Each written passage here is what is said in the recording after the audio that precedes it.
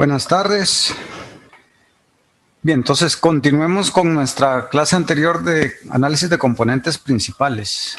La vez pasada, bueno, vimos todo el concepto de análisis de componentes principales, solo para repasarlo rapidito.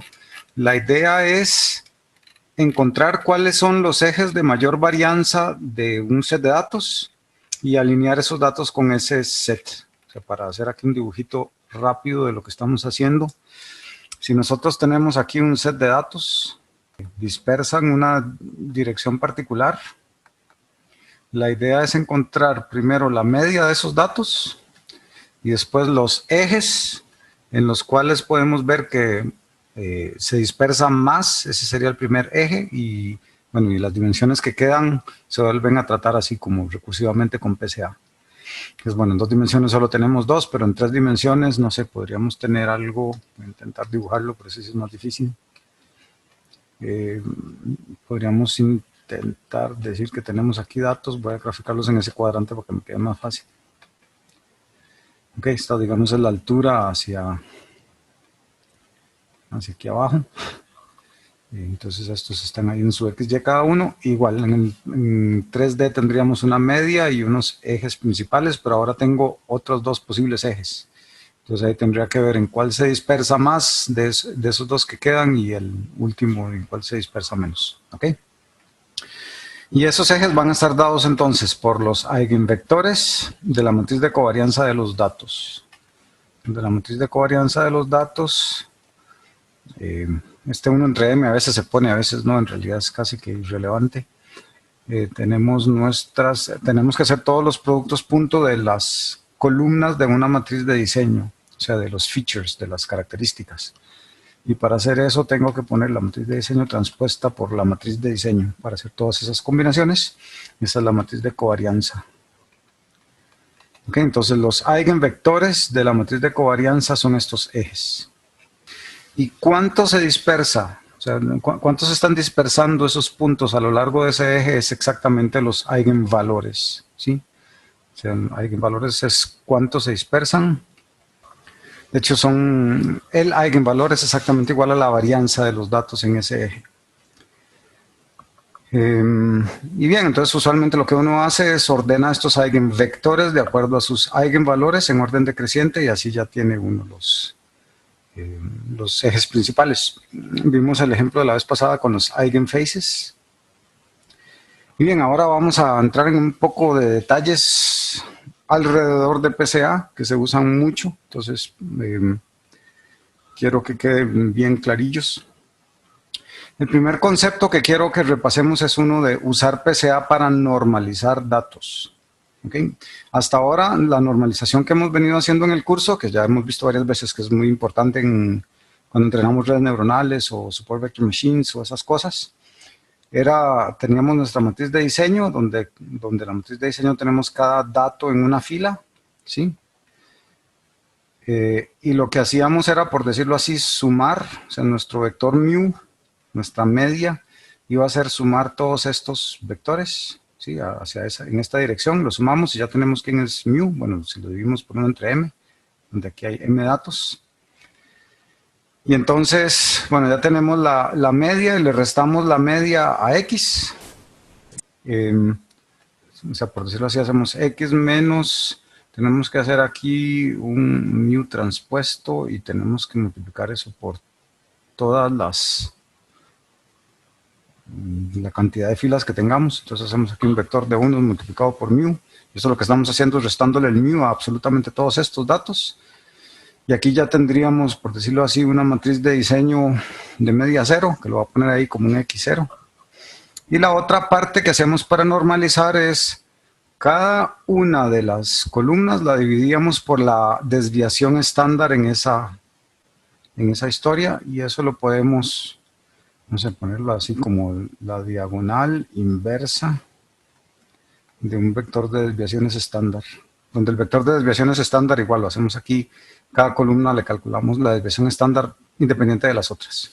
O sea que acumulamos aquí todos los valores y acumulamos todos los cuadrados de los valores y con eso calculamos las varianzas como lo habíamos visto. O sea, la varianza iba a ser 1 entre m por el acumulado de los cuadrados menos, no, el acumulado de los cuadrados es la suma de i igual 1 hasta m del valorcillo ahí, pongámoslo aquí. Esto sería la varianza de la componente i, no, ya estoy usando i, la varianza de la componente j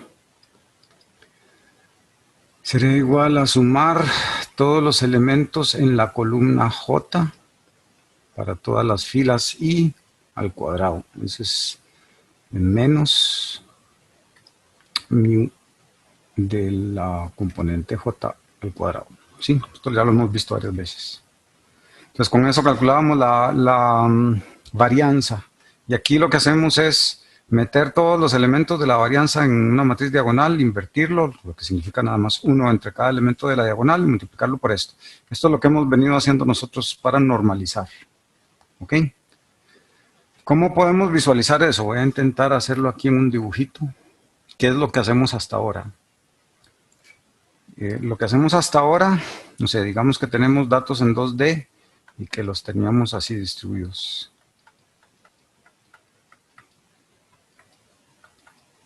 Voy a poner un poquito de variación en el otro eje porque si no estoy en problemas.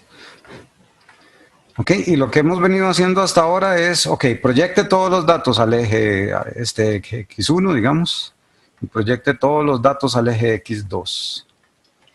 Mida la varianza y cámbielos. De hecho, voy a intentar copiar los datos. Ok, cuando le restamos la media, lo que hacemos es prácticamente mover estos datos para acá.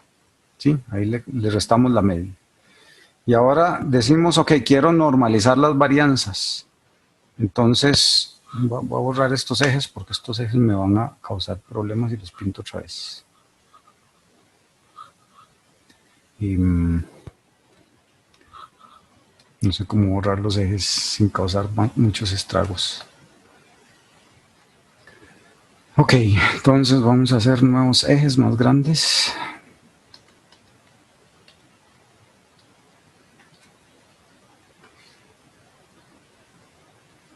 Se me torció la media, tengo que cambiar otra vez. Ok, ahí están mis ejes, voy a copiar estos datos. Voy a ponerle la media 0, ahí se ven más o menos, ¿verdad? Están con media 0. Pero ahora sí viene la parte interesante, y es la de normalizar las varianzas, que es decirle a esto que la dispersión en las dos direcciones tiene que ser igual. Entonces casi que voy a encoger esto, bueno, tengo que encogerlo alrededor del centro, digamos que por ahí, y por el otro lado también ya tienen más o menos la misma varianza. O sea, vean que esto azul ahí es como un cuadrado, ¿sí? Más o menos así lo podemos interpretar. Eso es lo que estoy haciendo yo con la normalización por coordenada. O sea, la varianza que yo veo aquí en X y la varianza que yo veo en Y, bueno, en X2, digamos. Si esto es X1, ups. Si esto es X1 y esto X2, entonces con las normalizaciones que hemos hecho con redes neuronales, los datos se terminarían viendo como algo así. ¿Ok? Pero es muy raro porque sigue esta tendencia ahí clarísima de que hay una cierta correlación entre X1 y X2 y se queda ahí muy marcada. Hay bastantes aplicaciones donde eso es problemático. Yo quiero los datos decorrelados. Entonces ahí viene lo interesante del PCA, que lo podemos usar para normalizar. Entonces, bueno, esto es exactamente lo que les acabo de explicar ahí en la fórmula, es como hemos venido normalizando. El emblanquecimiento es esta otra estrategia de normalizar, donde además yo lo que persigo es decorrelar los datos, o sea, hacer que cada coordenada no diga nada absolutamente de ninguna de las otras dos. Y bien, entonces empezamos igual, agarro los datos y les quito la media. ¿Okay? La diferencia es que los voy a multiplicar por la matriz de componentes principales, que son los eigenvectores de la matriz ya no dije nada, los eigenvectores de la matriz de covarianza. ¿Ok? Y al final lo que voy a hacer es normalizar, pero por las varianzas ya en el nuevo sistema coordenado. Y si se acuerdan la de la clase pasada, la covarianza de los datos a la salida ya era una matriz diagonal. ¿Ok? Entonces igual voy a hacer el dibujito de qué es lo que estaría pasando con emblanquecimiento. Ok, entonces volvemos al mismo ejemplo. Necesito aquí un sistema coordenado. Voy a pintar ahí los datos, así como los pinté hace un ratillo. O sea, cada X es un dato. Ahí se me va a dañar un poquillo el factor de forma por lo que voy a hacer. Entonces, ok, lo primero es quitarles la media. Entonces voy a llevar esto por aquí más o menos, le quité la media. Ok, cuando le aplico el PSA en principio lo que me dice es aquí cuáles son los ejes de mayor varianza, ¿cierto? Entonces el P lo que me va a decir es por aquí hay un eje principal y ortogonal a este está el resto de la información. Okay, pues, listo. Ok, que va a estar ortogonal a este otro. Entonces lo que yo hago con PSA es, bueno, al hacer la proyección, esa que está aquí, esta matriz de proyección, lo que voy a estar haciendo es alineando estos ejes. Bueno, no me lo está rotando con respecto al centro, déjenme ver si aquí puedo. No me deja rotar respecto al centro que tira. Bueno, voy a alinearlos aquí y los termino de alinear así. Bueno, creo que no hice unos ejes muy rectitos, pero no importa, esta es la idea. Ok, al hacer esto, yo lo que acabo de hacer es proyectar los ejes a los ejes principales y ya tengo estos datos de correlados. O sea, la información en X y la información en Y ya no dice nada, nadie de nada. Y como última fase, yo lo que quiero hacer es normalizar las varianzas, pero ya aquí, en este eje rotado. Entonces, por decirlo así, voy a llevar que esto sea por ahí más o menos. Vamos a ver, tengo que intentar hacer esto como un cuadrado. Ok, y a este tal vez lo expando un poquillo por allá. Ok, y ahí mis datos, bueno, no me quedaron tan redonditos como me hubiera gustado, pero es más asunto del dibujante que otra cosa. Vamos por ahí. Sí, entonces me quedan todos ya como distribuidos homogéneamente, o sea, radialmente aquí en esta zona. Ok, eso es lo que hace el whitening. Entonces vean la diferencia, es aquí me quedan todos los datos así como metidos siempre en una línea. Ahora me van a quedar todos muy dispersos. Esto va a parecer más ruido blanco que otra cosa. La información se distribuye homogéneamente en todo lado. No en todas las aplicaciones esto es útil, pero hay muchas aplicaciones donde sí lo es. De hecho, hay otro tipo de análisis que antes lo veía en el curso, pero es mucha matemática que no funciona tan bien. Entonces, mejor decidí quitarlo hasta que me encuentre una forma de calcular eso más bonito. Hay una cosa que se llama análisis de componentes independientes, donde uno de los pasos de entrada es hacer whitening, o sea, es agarrar los datos y hacerles esto primero, antes de empezar a hacer el proceso ya de ICA propiamente. Este ICA o análisis de componentes independientes es lo que se usa particularmente mucho en Brain Interfaces. No sé si saben lo que es eso. ¿Alguien sabe lo que son Brain Interfaces? Están de moda. Es súper chiva. Interfaces cerebrales. Es esto que le ponen un par de electrodos a la persona y solo con eso ya la persona puede controlar cosas. Por ejemplo, un juego en la computadora. Nada más se pone los electrodos ahí en la cabeza y ya con eso él piensa que el mouse se mueve a la izquierda, el mouse se mueve a la izquierda. Lo están usando muchísimo también para control de prótesis. O sea, que la prótesis reaccione casi que como uno pensaba antes. Simplemente capturar señales neuronales biológicas y traducirlas allá o rescatar de eso la señal que uno le interesaría como para controlar los motores de la prótesis o cualquier otra cosa en la computadora. Se ven que es súper útil para gente que tiene ALS, y la parálisis cerebral está terrible, la que tenía Stephen Hawking, por ejemplo. Entonces, con Brain Interfaces uno puede ayudar a esta gente a controlar lo que sea, las sillas de ruedas o la interfaz para poder hablar con otra gente o lo que sea. Entonces hay mucho y el proceso en el que uno intenta rescatar del ruidazal que le dan los electrodos, porque en los electrodos uno ve el parpadeo de los ojos, el ritmo cardíaco y cualquier otra cosa, cualquier ruidillo que suene, de ahí se disparan neuronas o lo que sea, y uno intenta rescatar, ok, pero cuáles señales de verdad serán las que tienen que ver con el músculo que yo quiero que se mueva, o cosas de esas. Entonces, bueno, ICA hace ese tipo de análisis. Bien, entonces, whitening es parte de eso. Ok, entonces, de nuevo, es muy parecido al otro, el único detalle es que antes de escalar los ejes, simplemente los roto para alinear los ejes principales, alinear los datos a los ejes principales, y después ya escalo, donde esta matriz es exactamente las varianzas, o sea, no hay ninguna diferencia de esto con lo que hacíamos aquí. Aquí, de hecho, con esta división de las varianzas es exactamente esta cosa. ¿Por qué? Porque esto, la matriz de covarianza era ya diagonal, la raíz cuadrada de la diagonal, le saco la raíz cuadrada a cada elemento de la diagonal y la inversa es 1 entre esos elementos. ¿Ok? Esto lo que va a hacer es que al final la matriz de covarianza de estos datos es la matriz identidad. Y eso es exactamente este proceso de tomar datos y diagonalizarlos de forma tal que la matriz de covarianza de los datos resultantes sea exactamente la matriz identidad, es lo que llamamos emblanquecimiento, o en inglés whitening. Bien, y es que cuando uno ya ve una señal emblanquecida casi que se ve como puro ruido blanco, ya no hay forma de verle, o sea, relaciones aquí como muy bonito, que están estas correladas ahí, se ve todo así, o sea, la información está bien repartida en todas las componentes. Bien, hay una nota que acabo de meter esto ahora en la mañana, por si tienen todavía la presentación de la vez pasada, ya subí una actualización con el emblanquecimiento Z o el C-whitening, o también le dicen CCA whitening.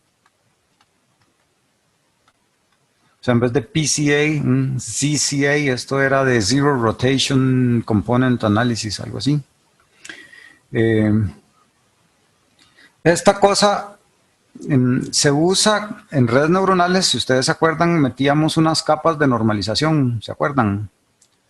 Que teníamos aquí una capa fully connected y aquí le podíamos poner una capa de normalización, aquí seguía una capa de activación, y esta capa de normalización, su tarea era que cuando esta capa de activación me descentra, digamos, los datos y quizá me altera ahí cuáles son las varianzas en cada uno, esta capa de normalización tenía como tarea volverle a poner media cero y en cada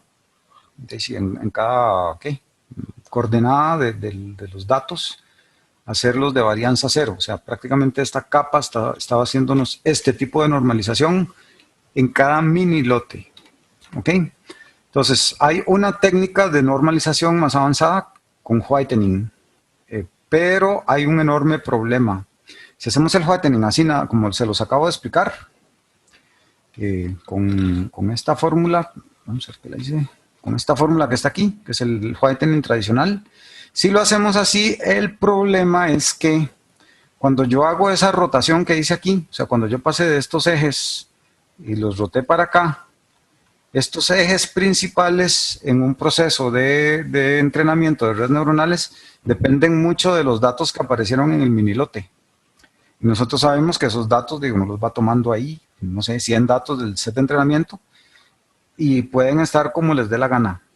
Entonces, puede ser que el eje principal en los datos originales me dio en este minilote aquí y en este aquí, pero en el siguiente minilote me dio como que el eje principal aquí y el otro allá. Y eso es un problema, porque entonces cada vez que yo hago la normalización con whitening, me rota entre los ejes, bueno, no sería entre esos dos, sería más bien entre estos dos. Hay una rotación que cambia. Cada vez que me llega un minilote, yo hago la estimación de los eigenvectores y me dan en otro lado. Entonces, ese fenómeno de que con cada minilote que llega me cambia los ejes, le dicen en inglés stochastic axis swapping o intercambio estocástico de ejes. Entonces me está cambiando cada rato los ejes y eso es totalmente contraproducente con el objetivo de la normalización. El objetivo de esta cosa era reducir el covariant shifting, si se acuerdan. Covariant shifting. El covariant shifting era que precisamente como cuando yo entrené hacia un lado, bueno, cuando yo propagué hacia adelante, hay un error que después empieza a llevar hacia atrás. Pero yo hago aquí unos ajustes de pesos, perdón, en esta yo hago unos ajustes de pesos que están asumiendo que la entrada es una, pero cuando yo sigo con la retropropagación, esa retropropagación me va a cambiar en las capas anteriores quiénes son los pesos. Digamos, cuando yo retropropago me cambia estos datos y al cambiar estos datos, para exactamente la misma entrada, estas capas de aquí van a estar viendo algo totalmente distinto, porque los pesos de aquí cambiaron. Y entonces la capa de normalización tiene como objetivo evitar eso. O sea, evitar que si esto cambió algo, que no importa. Después de la capa de normalización los datos quedaron centrados igual y todo. Entonces esto sigue funcionando bien. Pero si entonces hacemos ahora whitening normal, tradicional, ya está peor. La capa de normalización me estaría cambiando los datos a lo loco, porque los está dando vuelta. O sea, le quitó la media y eso está bien. Y les normalizó las varianzas, eso está bien, pero les está dando vuelta de tal modo que esta peor va a estar viendo los datos cada vez en otra rotación y imposible que aprenda así. Entonces, hay un truquillo. Esto que tenemos aquí, desde este lado, es el whitening normal. O sea, el emblanquecimiento común y silvestre.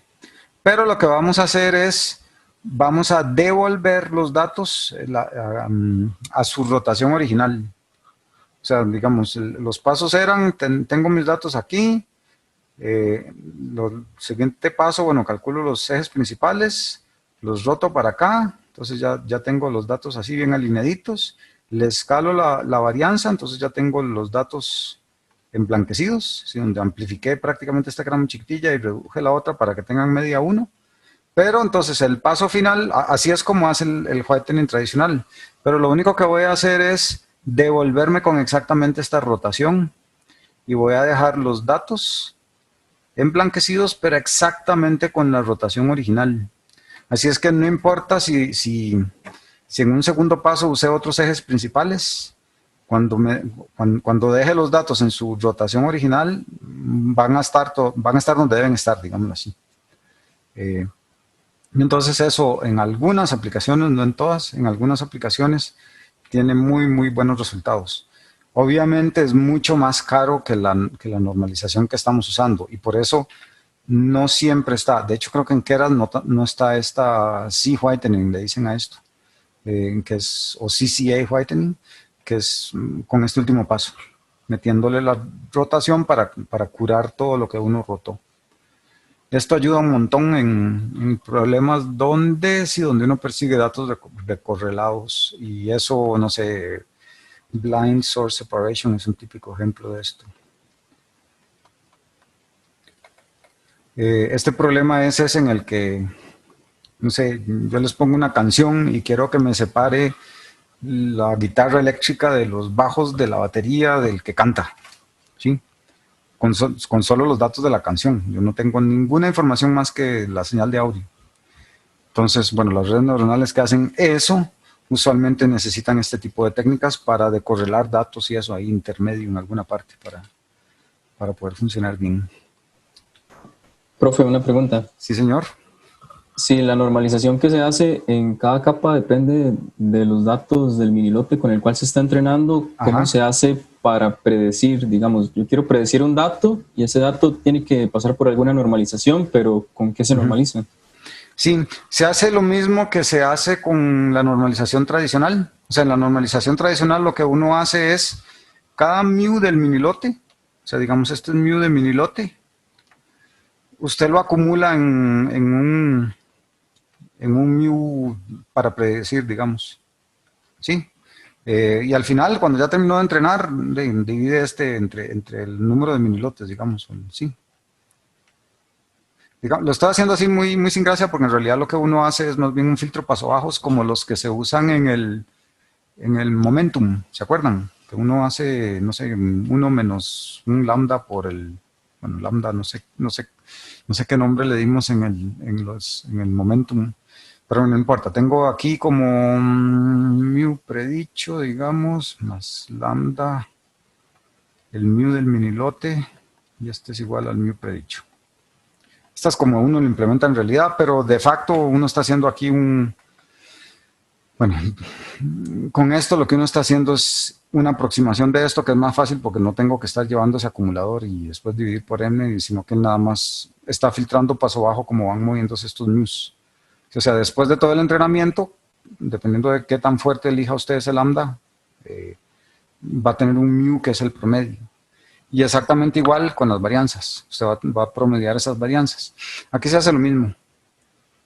Sí, o sea, usted aquí está estimando los ejes principales en realidad el que más le va a importar son estas varianzas y un sistema de ejes principales que puede promediar también. Hay técnicas ahí como para promediar el eje coordenado. No sé,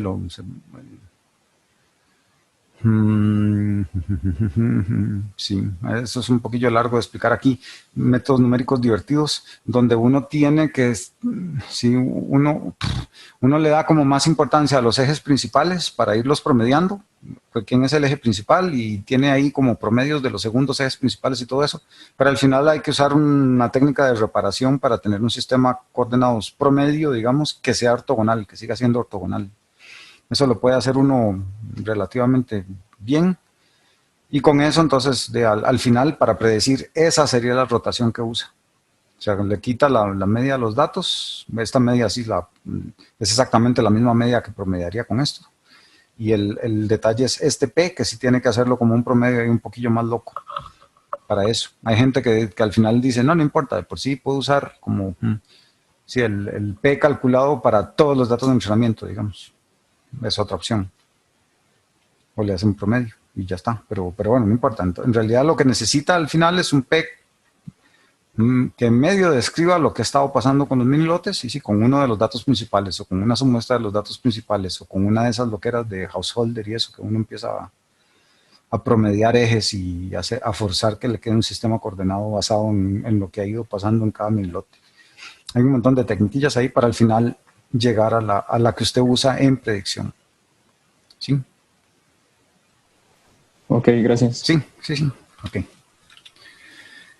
Bien, entonces eso sería el normalización con emblanquecimiento. Como les digo, se usa bastante el emblanquecimiento y ya casi siempre en los papers y todo nada más le dicen, bueno, aquí emblanquecemos los datos y asumen que ya uno sabe qué es eso.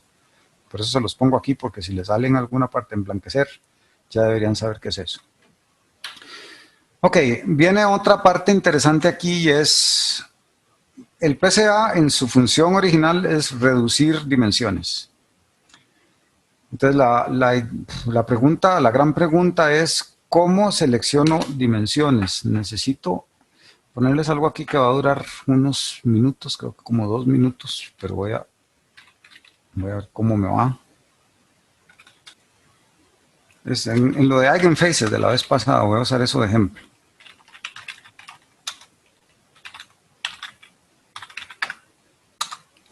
Ok, aquí voy a empezar bueno, primero tiene que cargar las imágenes, que eso se lleva unos cuantos segundos. Estoy usando 10.331 caras para hacer esto. Después de eso tiene que calcular la media, quitársela a los datos, calcular la matriz de covarianza y después hacerle los eigenvectores a esa matriz de covarianza y ya. Ok, entonces ahí, bueno, vieron, la media no duró nada, la matriz de covarianza duró casi nada con las 10.000 y ahora sí, estamos calculando el eigensistema de esa matriz de covarianza, que es una matriz de 4096 por 4096 y va a durar más o menos 1 minuto y medio, 2 minutos. Ok, de ahí, bueno, ya voy a dejarlo ahí entrenando y en algún momento de estos me va a salir una curva que es la que quiero enseñarles. Esa curva la vamos a llamar el espectro de la matriz de covarianza. En realidad es el espectro de cualquier matriz a la que ustedes le saquen eigenvalores. Ok, vamos a intentar explicar esto. Porque cuando ustedes tienen esta matriz, un eigenvector, voy a ponerle aquí que se llama E, un eigenvector multiplicado por esa matriz va a ser igual a un eigenvalor. Voy a ponerle que este es el eigenvector I y este es el eigenvalor I que multiplica ese eigenvector I. Okay, esta es la ecuación tradicional de eigensistemas, ¿sí? sea, este es el eigenvalor correspondiente a este eigenvector. ¿Ok? Si ustedes tienen una matriz no singular, digamos como esta que estamos haciendo ahí, voy a tener, por ejemplo, con eigenfaces, voy a tener 4096 eigenvectores o eigenvalores.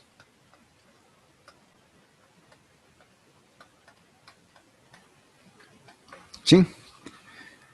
Si la matriz no es singular. Si tengo una matriz singular, de hecho voy a tener tantos eigenvectores distintos de cero, es el detalle. Si yo tengo una matriz singular, voy a tener tantos eigenvectores distintos de cero como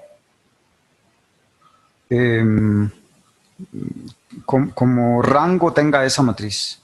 Ya finalmente tengo esta. Ya terminó de entrenar, 120 segundos duró.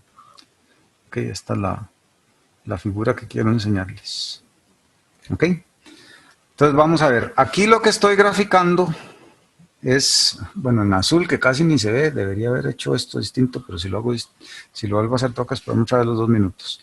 Aquí no sé si pueden ver, hay una curvita azul que apenas se ve por ahí abajo. Sí, aquí se ve donde sube. Y bueno, de hecho creo que llega como hasta aquí. Hasta un poquillo más de 20. Ok, y ahí esa curva decrece terriblemente. Esos son los eigenvalores. Este es un plot del eigenvalor con respecto al número de eigenvalor, donde están ordenados de mayor a menor. ¿Sí? O sea, estos son estos lambdas de aquí, donde estoy ploteando quién es lambda. Vamos a ver aquí. Estoy haciendo un plot donde pongo aquí el lambda para igual 0 es ese lambda, para igual 1 es este lambda, para igual 2 es este lambda, ¿sí? Entonces estoy viendo los eigenvalores en orden decreciente. Si ustedes están viendo aquí, recuerden que el eigenvalor lo que le dice a uno es cuál es la varianza de los datos en ese eje, ¿ok? O sea, entonces, con los datos que estábamos viendo de caras, uno ve, pucha, esos datos, la varianza de los datos sobre los ejes principales decae, pero rapidísimo. O sea, ya como por aquí, ya terminé. O sea, ya estoy casi que en cero, la varianza de los datos en esa cosa. ¿Ok? Entonces, lo que uno hace usualmente para seleccionar cuántas se hace un plot de este espectro, pero acumulado. O sea, que yo lo que hago es, en 0 pongo el lambda 0. En 1 pongo el lambda 0 más lambda 1. En 2 pongo lambda 0 más lambda 1 más lambda 2. Y así sucesivamente. ¿Ok? O sea, en cada valor tengo el eigenvalor en ese punto más la suma de todos los eigenvalores anteriores. ¿Ok? Que es esta suma que tenemos aquí. O sea, para la posición K, yo tendría la suma de 1 hasta K de todos los eigenvalores. Y usualmente, para poder tener una referencia común, lo normalizo. ¿Okay? ¿Qué significa normalizarlo? Que lo voy a sumar por la suma de todos los eigenvalores habidos y por haber. Sí, entonces esto, al final, lo máximo a lo que podría llegar yo es a 1. Creo que esta grafiquilla que les ploteé aquí no estoy normalizando, solo estoy poniendo la suma de los eigenvalores ahí arriba a ciegas. Pero uno ve que esta cosa converge. ¿Okay? Entonces digamos que aquí arriba sea mi 100%. Y yo lo que usualmente decido es, ok, voy a decir que yo quiero, asumiendo que esta cosa es de alguna forma proporcional a la información, yo puedo decir, yo quiero llegar al 95% de la información, entre comillas. Ok, entonces agarro esto, lo multiplico por 95% y aquí 95%, bueno, aquí no estoy en 100, pero no importa. Aquí ustedes ponen el umbral del 95% y se fijarían cuántos K necesité para llegar ahí. ¿Sí? Entonces con eso uno dice, ok, voy a usar de las 4096 dimensiones, voy a usar para el 95%, yo qué sé, 10 y como 100 dimensiones, ¿sí? O digo, no, yo quiero 99%, entonces agarro ese valor, 99%, y ya me va a decir que necesito un poco más. Lo interesante es eso, de que la varianza decae muy rápido, y eso en casi todas las señales naturales es característico, de que si ustedes tienen una señal de muchas dimensiones, como una imagen aquí, si ustedes le hacen este espectro a la matriz de covarianza de esas señales, es muy usual que decrezca muy rápido. Y por eso yo puedo comprimirla bien. O sea, esto en términos técnicos uno dice que en realidad estas señales de 4096 dimensiones viven en un subespacio o están acorraladas en un subespacio de tantas dimensiones. Sí, aquí no sé, 100 dimensiones, 200 dimensiones. Y entonces con esas pocas dimensiones ya es suficiente para tener una representación aceptable de la señal. ¿Sí? Esa es toda la filosofía de lo que estamos usando. Hay un montón de suposiciones que son muy fuertes y que en realidad no tienen por qué cumplirse, ¿verdad? Como esa de que la varianza es lo que me encodifica la información. Eso no necesariamente es cierto. Entonces hay otras técnicas de compresión o de reducción de dimensiones y esto que sí usan criterios más de información, más probabilísticos para sacarlos, pero bueno, son un poquillo más, más larguillas de calcular y por eso el PCA se ha propagado como lo ha hecho y todo el mundo lo usa. Sí tenemos claro un poco ahí cómo seleccionar entonces esos datos. Simplemente damos ahí un umbral y ya. Al 98% ya nos da entonces cuántas causar a partir de ese espectro. De nuevo, espectros aquí, los eigenvalores ploteados de esa forma. Ok. La otra pregunta que había hecho, creo que José Villalobos, la clase pasada, es, digamos, yo tengo mis datos y ya los proyecté a pocas dimensiones. ¿Cómo puedo reconstruir mis datos originales? O sea, por ejemplo, yo tengo mis caras y ya le hice PCA y lo proyecté y dije voy a usar solo 200 componentes de esas caras. ¿Cómo hago para reconstruir yo una cara? ¿Sí? O sea, lo que precisamente estaba haciendo yo en el demo que les pasé la clase pasada. Bien, entonces, en realidad lo que hay que entender aquí es todo el proceso que estamos siguiendo. De nuevo, agarramos un dato, le quitamos la media, lo proyectamos con los eigenvectores más potentes, digamos, de la matriz de covarianza, que son aquellos que tienen los eigenvalores más grandes. Y al final, si queremos, aquí podemos tener una especie de whitening o de normalización o lo que quieran usar ahí. Y ok, y entonces ya tenemos los datos. Si quieren pueden considerar, de hecho en la versión anterior de esta presentación, esta normalización lo tengo aquí.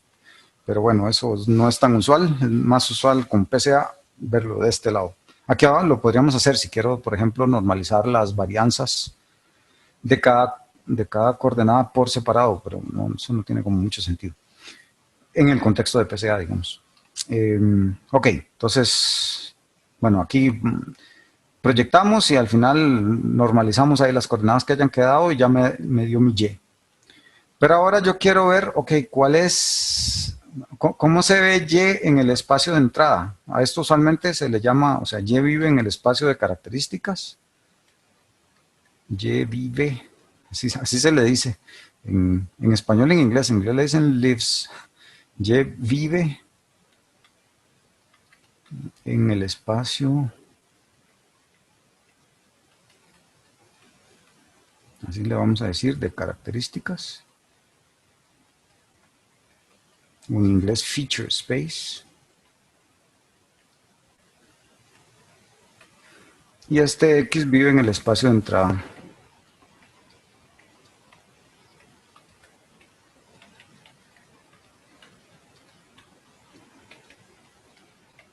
O input space.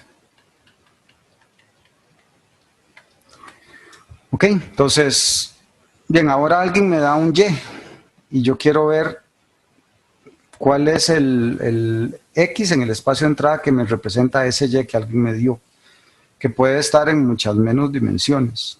¿Ok?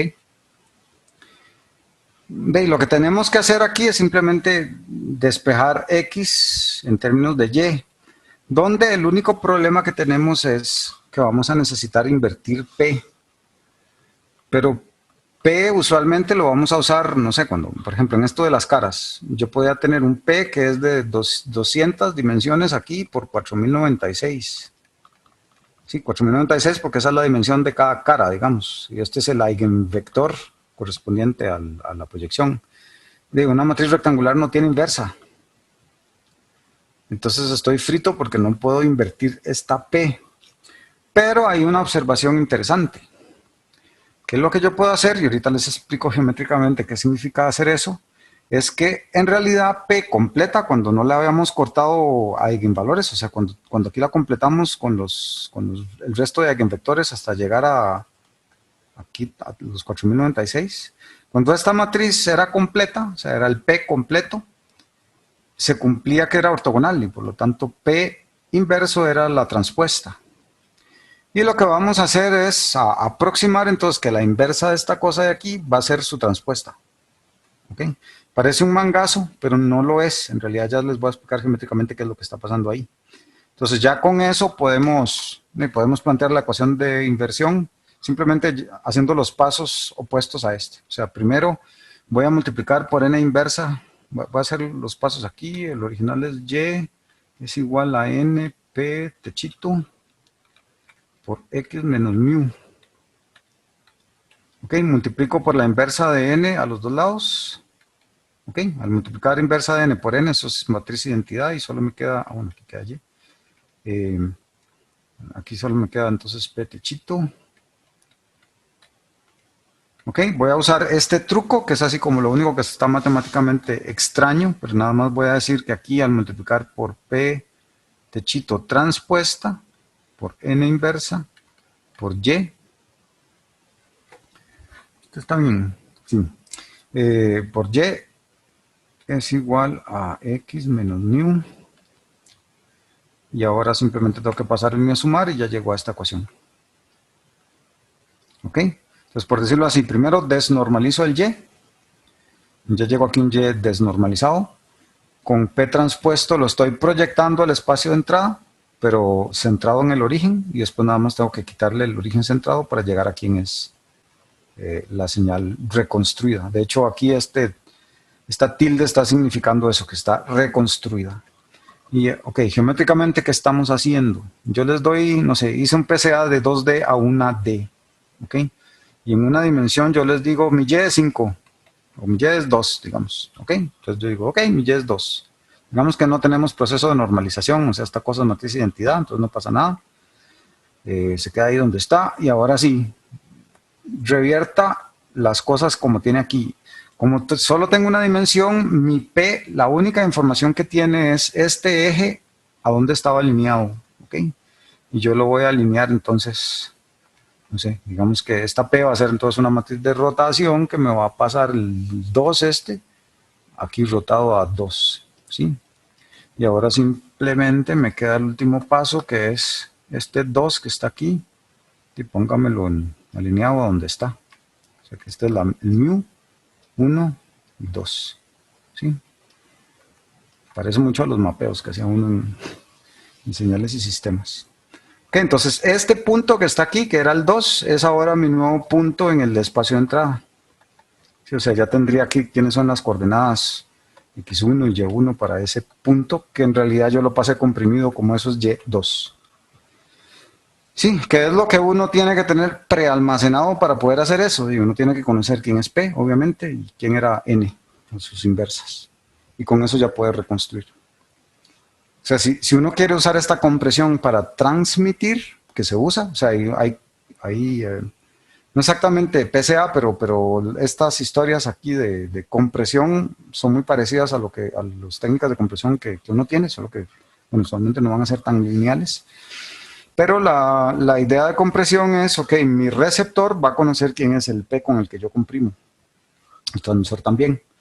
Pues el transmisor me convierte una señal X a Y que tiene menos dimensiones, el receptor recibe Y y el receptor ya tiene prealmacenado quién es P, o sea, alguien se lo pasó antes y ya con P puedes comprimir estas señales Y.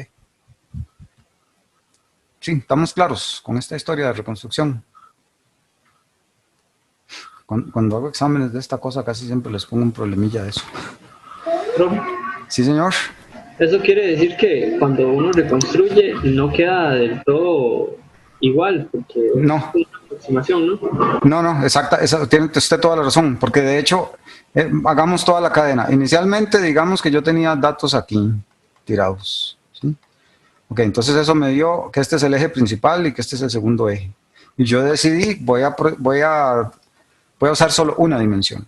Entonces, cuando yo le transmito a usted, va a ser la proyección de este dato aquí, ¿sí? Entonces, este sería 2.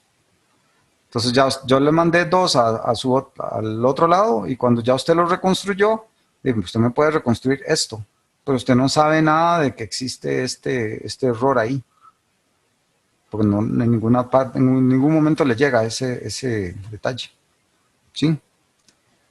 Y sí, esto es compresión con pérdida, digámoslo así. No estoy haciendo un códec sin pérdida. Hay muchas, bueno, muchas no, hay algunas estrategias de compresión que lo que hacen es, por decirlo así, buscar una señal burda primero que se comprima muy fuerte, que sería, por decirlo así, es esto mismo, este 2. Y aparte, o sea, le envían a usted entonces nada más el 2. Y aparte le envían cuál es este error. O sea, aquí con 2 dimensiones es un absurdo, porque termina uno mandando 2 coordenadas, y no es la gracia. Pero cuando ya usted tiene 4096 dimensiones, usted puede decir, ok, le voy a mandar a usted, no sé, 256 dimensiones para la imagen burda, y después le mando alguna forma codificada de la diferencia entre lo que usted quería y lo que en realidad es. De hecho, me parece que MPEG, los formatos MPEG trabajan mucho así. O sea que ellos tienen una imagen y le sacan ahí un cuadradito, le codifican este cuadradito, le mandan a usted, bueno, en una forma muy resumida, usualmente basada en la transformada discreta, ¿cómo se llama? Discrete cosinus transform, sí. En la transformada discreta del coseno se basa eso. Entonces solo mandan unos coeficientes y ya usted puede reconstruir casi todo este cuadradito. Pero entonces también le mandan un segundo paquete que es una codificación de la diferencia entre SDCT y la imagen original. Y eso, entonces puede reconstruir un poquito mejor la imagen. Eso es así como más o menos, porque en realidad hay que meter el eje de tiempo aquí. Así que hay unos frames atrás. Y es mucho de lo que esta gente usa y juega con esa información de tiempo y hacia dónde se corrió este cuadradito y todo eso. Pero bueno, ahí, digamos que el principio que les estoy poniendo aquí es como base en muchísimos de los códecs que hay para todo. O sea, necesito algo que reduzca información para mandarla con menos datos, y necesito, bueno, eso no lo estamos viendo, pero necesito como un segundo canal donde transmita yo de una forma muy efectiva la diferencia entre lo que debió haber sido finalmente y lo que es. O sea, eso siempre va a ser con pérdida, ese tipo de compresores, pero bueno, esa diferencia a la que usted se refiere aquí, por ejemplo que lo perdí en la transmisión, podría intentar reconstruirlo de alguna forma, ¿sí? Más o menos, no necesariamente exacto, porque si no necesito otra vez todos los datos originales. ¿Sí? Sí, pero gracias. Pura vida.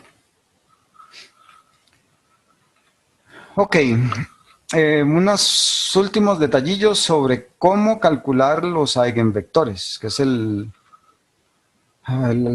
talón de Aquiles de todo este método. Los eigenvectores, ustedes vieron ahí, para esta cosa de las caras, para la matriz de 4096 por 4096, necesiten, ¿qué? Aquí en esta compu, que no es nada débil, 120 segundos. Bien, eso es complicado. Y los métodos numéricos para calcular eigenvectores y eigenvalores son complicados, muy complicados.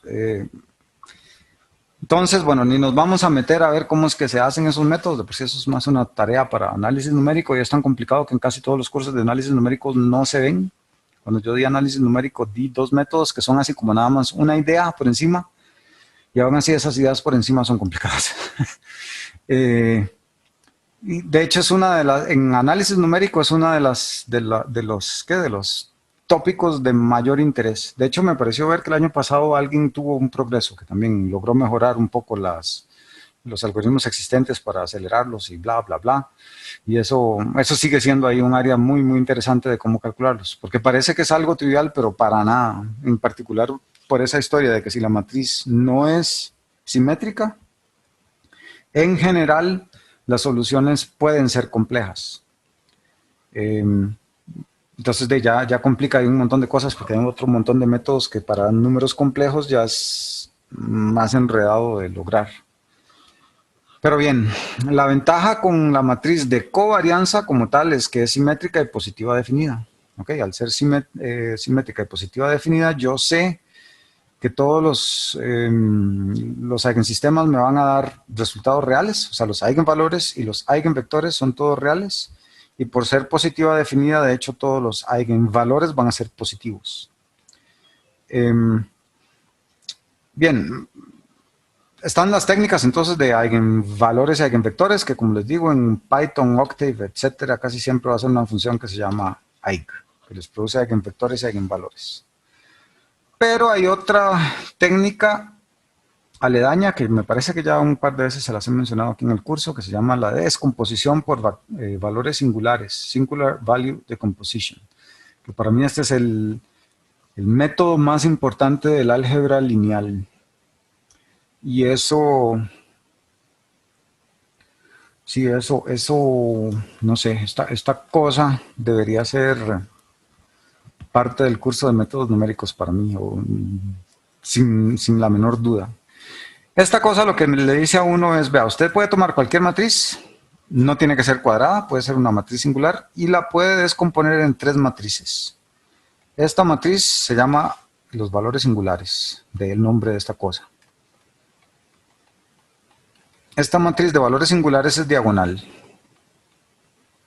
¿Ok? Y tengo 2 matrices aquí, U y V. Las columnas de estas 2 matrices son ortogonales entre sí. Las filas no necesariamente, pero las columnas de las 2 siempre son ortogonales entre sí. Bien, resulta que si esta matriz es cuadrada y particularmente cuadrada, uno va a llegar a que los valores singulares, si uno le hace la descomposición en valores singulares a esa matriz, va a ser exactamente los mismos eigenvalores. ¿Ok? Y U y V van a ser iguales y van a ser los eigenvectores. ¿Ok? Eso es una coincidencia. O sea que puedo usar esta otra técnica que no es para calcular eigenvalores ni eigenvectores, pero para el caso particular de matrices simétricas me dan los mismos resultados. Para esta hay muy buenos métodos. Van a ser en general también más lentillos que los eigenvalores para matrices muy grandes, porque es un poco más complicado y necesita uno más memoria y esas cosas para poder tener 3 matrices y todo eso. Pero bueno, en general son muy robustos.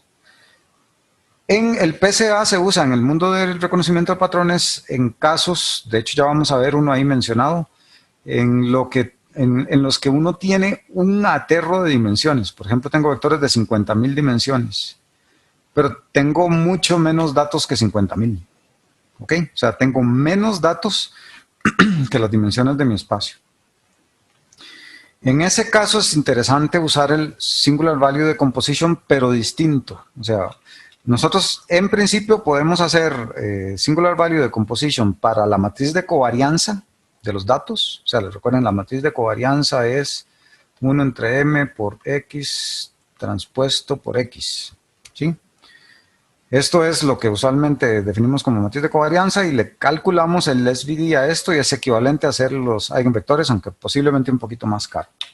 Pero cuando tengamos menos datos que dimensiones, por ejemplo 50.000 dimensiones en cada vector y solo tenemos 100 datos, podemos ver lo siguiente. Hagámosle la descomposición de valores singulares a la matriz de diseño, no a la matriz de covarianza, sino a la matriz de diseño, ¿sí? O sea, los datos directamente, no estoy hablando aquí de covarianza, ¿ok? Entonces, solo vamos a saber que las columnas de U y V son ortogonales y que esta cosa va a ser diagonal. Y nada más. Ok. Pero entonces veamos cómo se relacionaría la matriz de covarianza con estos U, lambda y V calculados para X. Ok, entonces aquí simplemente X es U lambda V, transpuesto el primero por el otro. Sabemos que si transpongo un producto tengo que transponer cada una, pero invertirles el orden. Entonces me queda V transpuesto es V, lambda transpuesto, ok, lambda transpuesto. Esta es una matriz diagonal, así es que si la transpongo me queda igual, pero bueno, no importa. Y me queda U transpuesto. Ok, de este otro lado es simplemente U por eso. Dijimos que las columnas de estos son ortogonales, entonces esta cosa es la matriz de identidad. Ok, la matriz de identidad no afecta nada. entonces lo puedo quitar.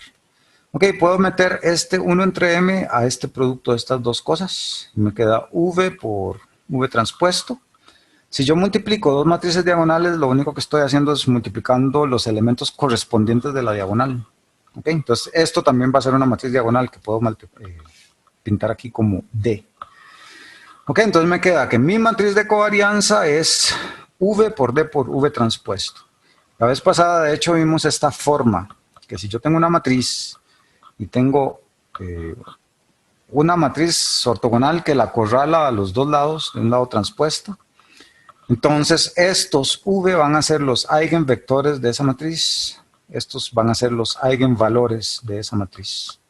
Ok, entonces fantástico, yo puedo calcularle el singular value de composition a los datos y ya esta matriz me dio los eigenvectores de la matriz de covarianza, que son los componentes principales. Y no tuve que sacar los eigenvectores. ¿Por qué esto es importante? Porque lo que estamos haciendo es, si m es mucho menor que n, esta matriz V es mucho más chiquitilla que la matriz de covarianza esta entera, que sería 50.000 por 50.000. O sea, si yo tengo 100 datos, este V va a ser de 100 por, eventualmente 100 por 50.000, pero es usual que incluso lo represente como de 100 por 100, porque el resto de valores puede ponerlos en cero. Bien, eso me ahorra un montón de espacio y un montón de tiempo. ¿Ok? Bien, y aquí vemos de hecho que con el D, esta matriz diagonal, que serían los eigenvalores del lambda, están relacionados de forma muy simple con los valores singulares de este lambda. Sí, porque está 1 entre m por esta cosa. Entonces ahí los tenemos que los cuadrados de los valores singulares de x, si los divido por m, son ya los eigenvalores de la matriz de covarianza. ¿Ok? Entonces, con esa forma, este truco es un truco súper avanzado. Muy poca gente lo conoce. Y se los puedo recomendar porque ahí hay gente que yo veo que agarra los datos de así, se los pasa a los métodos de PCA en Keras o esas cosas que asumen que uno tiene más datos que el otro y duran horas, pero si uno lo hace así, uno a pie, que en realidad el PCA es más fácil por lo general hacerlo a pie que hacerlo con las herramientas ya listas, para, no sé, meterle ahí sutilezas de implementación como esta. Uno puede acelerar terriblemente los cálculos haciendo esto. Bien. Entonces, bueno, esto es, como les digo, un truco avanzado de cómo implementar esto muy, muy, muy eficientemente. ¿Okay? Si uno ya tiene muchos más datos que dimensiones, bueno, ya casi que no hay diferencia entre usar SVD y el IKE.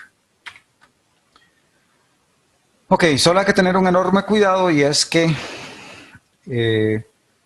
usualmente las herramientas que se usan para calcular SVD ahorran mucho espacio poniendo ceros en matrices donde en realidad no, sí, donde en realidad da cero. Entonces más bien ellos no lo ponen, no sé, digamos esa matriz V va a tener por naturaleza datos aquí arriba y el resto de estos van a ser cero. Entonces los métodos estos no se toman la molestia de devolverles a ustedes esta matriz completa, sino se lo devuelven nada más ahí, este pedazo, y ellos asumen que uno sabe que aquí en realidad van otros ceros.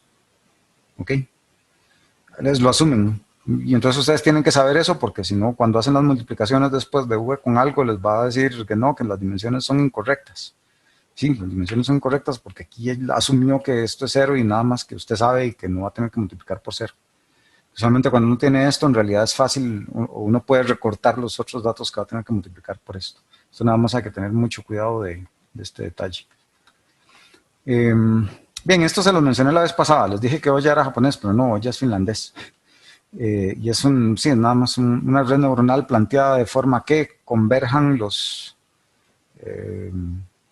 pesos de la matriz ahí, que él usa. O sea, él usa una matriz ahí de V por X igual Y. Okay. Cuando uno entrena esta matriz de W va a converger a los eigenvectores de la matriz de covarianza.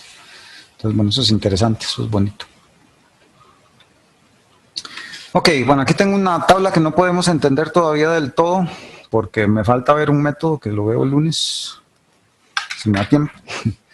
Y es que, bueno, estamos viendo dos tipos de métodos. Uno es clustering, bueno, en los no supervisados, encontrar grupos, encontrar clusters. Y el otro es encontrar subespacios, ¿ok? Y hay, bueno, dos familias de métodos, los probabilísticos y los no probabilísticos. Que para encontrar clusters no probabilísticamente buscamos los K-medias. Y para buscar subespacios donde proyectar datos a menos dimensiones no probabilísticos tenemos el PCA. ¿Ok? Tenemos métodos para encontrar clusters probabilísticamente, como la mezcla de gaussianas usando el expectation maximization para encontrar ahí los parámetros. Y nos falta ver, y eso es lo que vamos a ver el martes, un método para encontrar proyecciones a subespacios, a menos dimensiones, probabilísticamente, que va a ser el análisis de factores, en el que también vamos a usar expectation maximization para derivarlo. ¿Ok? Este es como interesante, muy interesante, en el sentido de que es para el caso extremo en el que tenemos demasiados pocos datos para las dimensiones que tienen esos datos. No sé, el típico ejemplo que da Andrew Ng para esto es psicólogos que caracterizan a una persona con un montón de sesgos ahí de personalidad, pero un montón, así, pueden llegar a 100 y pico sesgos, y quieren identificar como patrones de comportamiento con este montón de sesgos cuando solo tienen 30 personas que han estudiado. Entonces tienen aquí 200 sesgos y 30 personas para hacer un análisis. De ahí el PCA de nada les va a servir porque es muy poca información. Entonces el análisis de factores nos va a ayudar en ese tipo de casos. Cuando tengo demasiadas dimensiones, pero muy pocos datos como para inferir absolutamente algo. Entonces aquí tengo que forzarme un modelo que en realidad implícitamente tiene mucho menos dimensiones que los datos. O sea que yo puedo decir, estos datos están viviendo en realidad en un espacio de 3 dimensiones, pero yo no sé cuáles. ¿Ok? Bien, eso lo vamos a ver en la próxima clase. Ok, como un ejemplo rapidísimo aquí, solo mencionado, no voy a entrar en detalles. Hay una cosa que se llama Latent Semantic Indexing, que es PCA aplicado a textos. ¿Ok? Y es la misma historia que teníamos antes con spam y no spam. O sea, tenemos un texto donde cada entrada de nuestro vector de datos, o sea, me dan un texto, ese texto es un vector X. Y ese texto lo que contiene es nada más un 1 o un 0, dependiendo si aquí está la palabra A y bla, bla, y hasta que llegar aquí a un 0, que si tiene la palabra swingliano. Sí, y por ahí puede ser que esta signifique comprar o no sé. Ok, entonces el texto lo caracterizamos con un vector de estos. Y lo que habíamos visto, o nosotros analizamos, por ejemplo, cómo clasificar spam y no spam usando bayesianos ingenuos, ¿sí? Donde que exista, que esté metida una palabra ahí, no nos dice nada de si está otra metida ahí, ¿sí? O sea, hay cero, o sea, nuestra suposición es que ninguna palabra le va a decir a uno nada con respecto a otra palabra. Pero el PCA aplicado a esto, precisamente lo que nos quiere dar a entender es que en realidad sí tienen que haber correlaciones entre ciertas palabras. Y el PCA va a buscar esas palabras. ¿Ok? Entonces, simplemente tomamos todos los datos, todos nuestros vectores de datos y le aplicamos PCA. Entonces, él nos va a encontrar ejes, donde esos ejes lo que nos está diciendo es, decir, prácticamente tales palabras siempre van a aparecer en conjunto, o la mayoría de veces van a aparecer en conjunto. ¿Ok?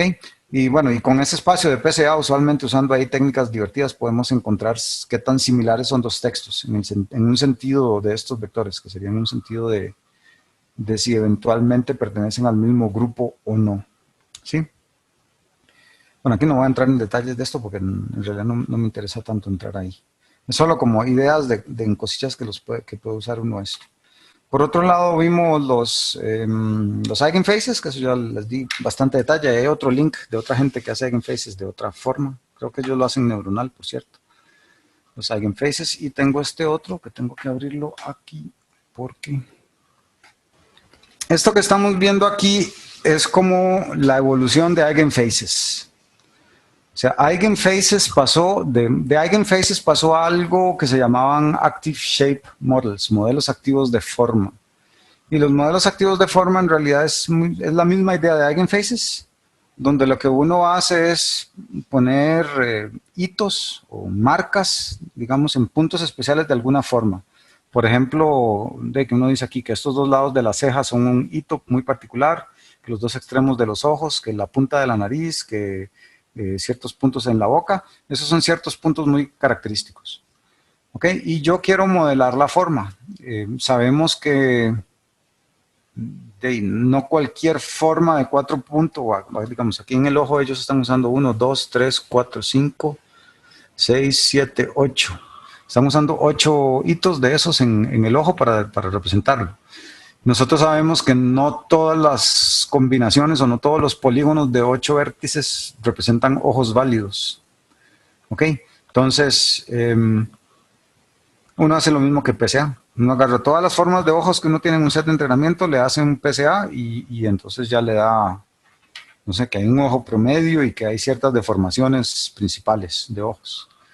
Ok, eso funcionó muy bien para cierto tipo de problemas, pero con caras hay dificultad a veces de detectar puntos característicos. Por ejemplo, todos estos que están aquí en la barbilla, cuesta mucho. Ok, entonces los Active Appearance Models fue el siguiente paso después de eso, que fue como vamos a intentar hacer Eigenfaces en cada uno de estos triangulitos que ustedes están viendo ahí. ¿Sí? O sea, él está intentando ver como que, ok, en esta parte superior del ojo es usual ver tal cosa en promedio y las formas de que eso se deformen son más o menos así. Ok, y esa técnica ahí se ajusta un poco interesante con el contenido de imagen para ajustar este tipo de grafos, digamos, sobre la cara y que sigan un poco cómo abre la gente la boca y todo eso. Esto ha evolucionado muchísimo. Ya obviamente hay cosas en redes neuronales profundas que hacen esto, pero lo interesante es que las ideas por detrás son muy parecidas. ¿Ok? O sea, al final de cuentas, después de estos Active Appearance Models, aquí estamos hablando de los 90s, ya en los 2000 llegaron a una cosa que se llamaban Constrained Local Models, modelos restringidos locales. Porque aquí vieron que describir toda esta imagen es demasiado ruidoso también y muy complicado, entonces empezaron a decir, no, vamos a describirlo, pero solo aquí en una localidad alrededor de un landmark, ¿okay? De una de estas cosillas. Y con eso se obtuvo mucho progreso y después ya eso sí lo importaron en redes neuronales, donde la red neuronal lo que está intentando es despejar esto y bueno, y ahí ha seguido la evolución de esto. Es un problema muy usual en visión por computador porque se usa para todo. La aplicación que yo más vi donde hay mucha energía en esto es drowsiness detection, o sea, detección de si alguien se está durmiendo. Obviamente en aplicaciones automovilísticas es súper importante. O sea, ya casi todos los grandes fabricantes en Europa tienen cámaras que ven al conductor y que se fijan si se está durmiendo, y así con este tipo de modelos. Y si se está durmiendo, el mismo carro, bueno, ya los más avanzados bajan de velocidad ellos solos, hasta llegar a frenar el carro en caso de que se durmió totalmente, pero empieza disparando alarmas a lo loco para que se despierte el que va manejando ahí. En operación de máquinas peligrosas también hay detectores de drowsiness, por si alguien ahí está cerrando 8 horas, mejor que le tire alarmas si ve que se está durmiendo ahí enfrente del aparato. Y así hay un montón de cosillas de estas súper interesantes de cómo hacerlo. No sé si tienen preguntas de PCA, si no pasamos a LLA de una vez. Estamos claros entonces con PCA. Como les digo, es una de las piecitas de Lego más importantes en aprendizaje automático. Bien, entonces pasemos de página. Los discriminantes de Fisher, también conocidos como LDA, en realidad este es un nombre mejor, discriminantes de Fisher, porque esto viene del Linear Discriminant Analysis. Este nombre es demasiado genérico, en realidad aplica a muchas cosas que hemos visto ya. Entonces mejor el nombre que en realidad es muy específico para lo que vamos a ver es discriminantes de Fisher o Fisher Discriminants. Y lo que perseguimos con Fisher es arreglar una torta del PCA en la que se usa mucho el PCA para eso y en realidad está mal usado. Entonces, aquí vamos a ver, esta clase ya casi nadie la usa porque en realidad no es tan necesaria, pero mi intención de ponerla aquí es ver por qué no hay que usar PCA para algo que mucha gente lo usa. ¿Ok? Entonces vamos a empezar de una vez con ese problema. ¿Ok? Vamos a ver. En el PCA lo que hicimos fue una reducción de dimensiones no supervisada. O sea, no tenemos idea de a qué clase pertenece un punto porque ese concepto no existe. Nada más cada puntito vive en su espacio de entrada y se acabó. No sabemos si ese puntito representaba una clase o no.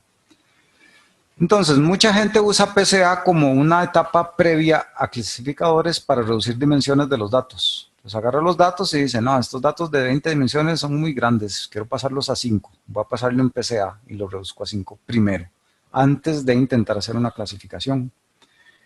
Eso es un grave error. ¿Ok? Y espero que les quede muy claro con el siguiente dibujito por qué es un grave error. ¿Ok? Vamos a ver estos puntitos que están aquí. Y hagámosle el PCA. De hecho, mira, esto no se lo subí. Voy a subirles en este momento al TEC Digital un ejemplito que hace justo esto que voy a hacer aquí. Y ahí pueden ver cómo se está haciendo el PCA directamente. Estamos en... Voy a ponerlo aquí para que no oigan nada más que estoy haciendo algo y no vean qué estoy haciendo. Entonces me voy a mis documentos no. Introducción, documentos, ejemplos. Estamos en lección 24, ¿verdad? Ok, vamos a subir un archivo. LDA, creo que solo se necesita. Ok, ahí les puse un archivito muy pequeñito de LDA donde vamos a ver varias cosas. En realidad es prácticamente esa figura que está ahí. De hecho, ni me voy a ir al tool para intentar entender esto primero en la figura. Vamos a ver, ¿qué es lo que hace el PCA? El PCA lo que nos busca es los ejes principales donde tenemos la mayor varianza de datos. Ignoremos por un momento que estos son azules y que estos son rojos. Nosotros nada más vemos los datos, todos juntos. ¿Okay? Si vemos los datos todos juntos, de hecho el método lo que va a hacer es decirme, vea, estos datos se están dispersando en esta dirección lo más posible. ¿Sí? Y ese es el eje principal. ¿Ok? Si yo quisiera reducir los datos a esa dimensión, voy a proyectar todos los datos ahí, lo cual es un tortón. O sea, si yo proyecto estos datos aquí, los azules acá, ¿sí? Todos a ese eje, y los rojos también todos a este eje, ¿ok? Vean que voy a tener un traslape terrible. Y si mi problema original es clasificación, o sea, digamos, yo quería pasar esto a una dimensión para intentar clasificar solo con esa dimensión, hacer PCA de previo es un desastre. Porque aquí, si yo no hubiera tenido esas cosas, voy a quitarlo todo de una vez. Si yo no hubiera tenido estas cosas, vean que en principio estos eran un problema separable. Yo puedo haber separado con esta división aquí. Yo pude separar los datos perfectamente, los de una clase y los de los otros. O sea, si a mí se me hubiera ocurrido proyectar los datos más bien perpendicular a esta línea que acabo de pintar ahí, o sea, si yo los quiero proyectar aquí, ven que la historia hubiera sido otra, totalmente. Pues si yo proyecto todos estos datos para acá, ¿sí? Y todos los azules me quedan de un lado y todos los rojos me quedan del otro, ¿sí? Pero esta dirección azul que pinté aquí es muy distinta a la dirección principal, que es esta línea puntada verde que me da el PCA. Sí, entonces me interesa montones que de verdad les quede claro por qué PCA no necesariamente es útil para clasificar. Sí, si yo reduzco dimensiones con PCA, más bien puedo echar a perder un problema que sí era clasificable. Sí, que al reducir yo las dimensiones lo eché a perder con PCA. Sí, entonces el LDA, lo que vamos a ver ahora es una técnica de reducción de dimensiones que persigue no echar a perder problemas de clasificación. Entonces es un reductor de dimensiones, pero supervisado. sea, está aquí colado, estamos viendo métodos no supervisados, pero no importa, decidí colarlo solo como porque es una de las principales advertencias que tengo que darle sobre el uso de PCA. ¿Sí? Ok, entonces, bueno, en general lo que hemos estado haciendo con separadores lineales, no sé, regresión logística, el perceptron, el gradient discriminant analysis o el support vector machines con kernels lineales, en principio eso es lo que me están haciendo es agarrando un peso, un vector de pesos, multiplicarlos por el vector de entrada y eso me da un escalar y. Y yo digo que eso está en una clase si y es mayor que, bueno, dependiendo de donde esté, si y es mayor que 0 o y es menor que 0 en el caso de Support Vector Machines, digo que está en una clase o en la otra, o en el resto si y es mayor que 0.5 o menor que 0.5, entonces estoy en una clase o en la otra. ¿Sí? Eso es lo que hemos venido haciendo. Entonces queremos encontrar el W que me minimice eso. Entonces ahora queremos hacer algo parecido, pero desde la perspectiva de reducción de dimensiones. Entonces vamos a ir paso a paso montando el concepto, que yo creo que sí se entiende. Ok, entonces aquí de hecho estamos viendo ejes del LDA. Okay, este verde es mi primer eje, esto que está poniendo aquí es el primer eje. Que si yo los proyecto los datos a este eje, todos los datos los proyecto aquí, ok, y los azules también los proyecto a este eje, vean que con solo el valor de ese eje yo podría decir, ok, si está mayor, si el valor que me da proyectado a ese eje es menor que este punto, o sea, si me da de aquí para allá yo digo que es azul y si me da de aquí para allá yo digo que es rojo, con solo un dato, no necesito las dos dimensiones, con solo un dato bastó. Y lo que tiene un poco raro este otro método es que, bueno, una vez que ya hice esa separación, este es el segundo eje. Que vean que no está para nada ortogonal al otro. Pero eso es, bueno, vamos a ver por qué. Entonces vamos a plantear el problema. Tenemos nuestro set de datos, que ahora es supervisado. O sea, tengo el dato y la clase a la que pertenece. Igual m es el número de datos y voy a decir que, bueno, puede pertenecer a una clase 0 o a una clase 1. Voy a llamar m0 al número de datos en la clase 0 y m1 el número de datos en la clase 1. Y así en general voy a decir c sub 0 es el conjunto de todos los datos en la clase 0 y c sub 1 es el conjunto de todos los datos en la clase 1. La media de 0 es, como lo hemos venido haciendo siempre, va a ser sumar solo los elementos que estén en la clase 0, los sumo y los divido entre el número de elementos en la clase 0, esa es la media de 0. O sea, aquí en el dibujito, no sé si azul es 0, no sé, este sería clase 0 y digamos que esta es clase 1. Entonces la media de clase 1 me andaría como por aquí, no se ve, vamos a pintarlo aquí en el mejor. Esta sería la media de 1 y esta sería la media de 0. Sí, se lo imaginan. Entonces tenemos aquí la media de 0 y la media de 1 en la media de cada clase por separado. Como aquí sí sabemos que a qué dato pertenece, a qué clase pertenece cada dato, entonces sí podemos hacer este tipo de cálculos. Ok, entonces vamos a ver aquí, o vamos a definir, W es el eje discriminante que ando buscando. Y aquí vean que el planteamiento está muy simple, solo voy a buscar un eje W. O sea, quiero un eje W en el que voy a proyectar los datos y, bueno, yo los voy a proyectar aquí. Entonces voy a enseñarles un dibujito. No, todavía no les voy a enseñar el dibujito porque los puedo confundir. ¿Ok? Entonces vamos a poner una primera idea que va a ser, quiero maximizar o sea, quiero encontrar el W, que va a ser unitario, o sea, la norma de W es 1. Y quiero encontrar el W que me maximice la distancia entre las medias. ¿Sí? O sea, devolvámonos, veamos la idea así. Yo tengo aquí los de la clase 1 y yo tengo aquí los de la clase 0. ¿Ok? Entonces, digamos que aquí tengo a mu 1 y aquí tengo a mu 0. Entonces, mu 1 menos mu 0 sería este vector de aquí. ¿sí? Y yo quiero encontrar un W, voy a poner el sistema coordenados aquí en mu0, solo para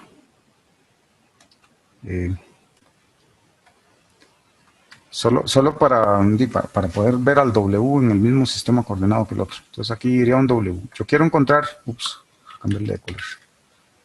Yo quiero aquí un W. Ok, este sería W. Entonces yo quiero encontrar un W en el que yo pueda proyectar este vector y la distancia sea máxima. Ok, ay, otra vez. Ok, entonces aquí tengo el planteamiento. Este es mi mu0 y este es mi mu1. Ok, este es mi W de norma 1. Ok, este nada más un puntito de control que me dice ahí para poder cambiar el W. Y este chunche negro que está aquí es la proyección de este vector mu menos mu0 sobre el vector W. ¿Sí? De nuevo, este es el vector W.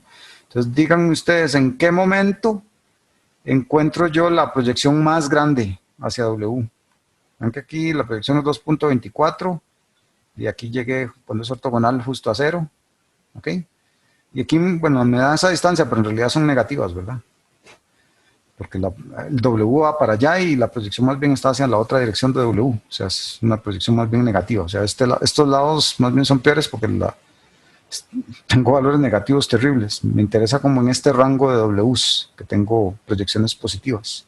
O sea, hacia el mismo lado del W. Entonces, ¿con qué valor de W maximizaría yo esto?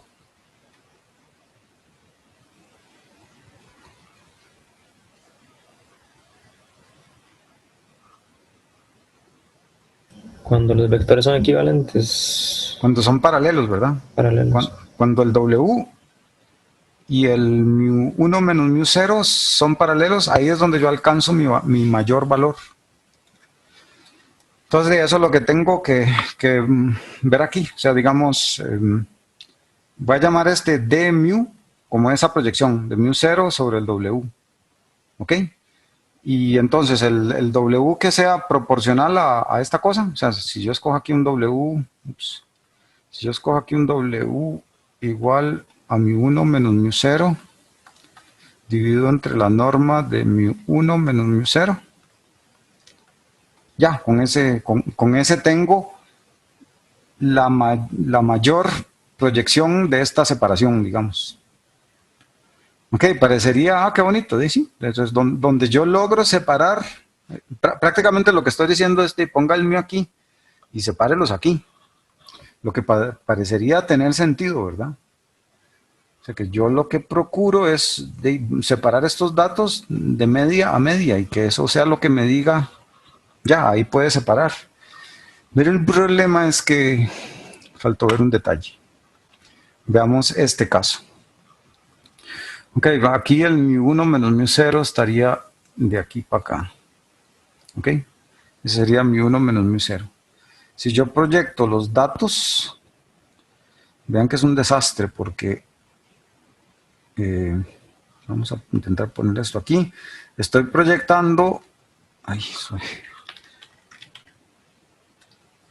estoy proyectando esta curva azul por aquí. ¿Sí? Entonces todos estos datos quedan proyectados aquí en azul y esos datos morados están proyectándose aquí y también en el mismo lugar la mayor parte del tiempo. ¿Okay? Sí, aquí sí están como separables bonitos, aquí sí están separables bonitos, pero aquí tengo una semerenda chorcha de datos entre esta proyección y esta proyección.